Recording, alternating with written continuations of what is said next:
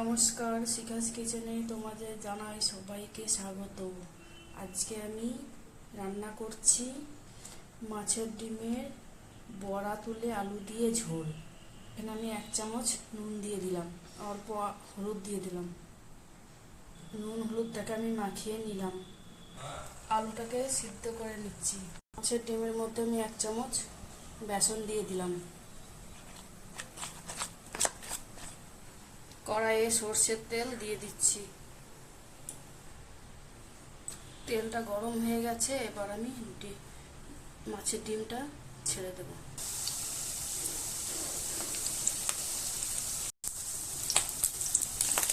এরকম করে আমি সব বড়াগুলো ভেজে নিই। দেখুন মাছের ডিম বড়া ভাজা হয়ে গেছে। এবার আমি কড়াইয়ে একটু সর্ষের তেল দিয়ে দেব। সর্ষের তেলটা গরম হোক, ততক্ষণ আমি মশলাগুলো দেখিয়ে দিচ্ছি। এখানে আমি রসুন নিয়েছি, 2টো কাঁচা লঙ্কা নিয়েছি, আদা নিয়েছি, একটু জিরে নেব। অল্প জিরে নিয়ে এবার শিলে বেটে নেব। অল্প 5 ফোড়ন দিয়ে দিচ্ছি। এখানে আমি একটা পেঁয়াজ নিয়েছি।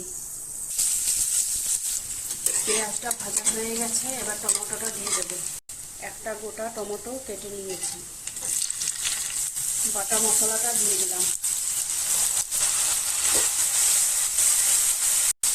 আন্দাজ মতন হলুদ দিয়ে দিলাম। সিদ্ধ করে রাখা আলুটাকে দিয়ে দিলাম। জল দিয়ে দিচ্ছি। ডিমের বড়াগুলো দিয়ে দিলাম। 1 চামচ নুন দিয়ে দিচ্ছি। কাশ্মীরি লঙ্কা গুঁড়ো অল্প একটু দিয়ে দিলাম। গরম মশলা দিয়ে দিলাম।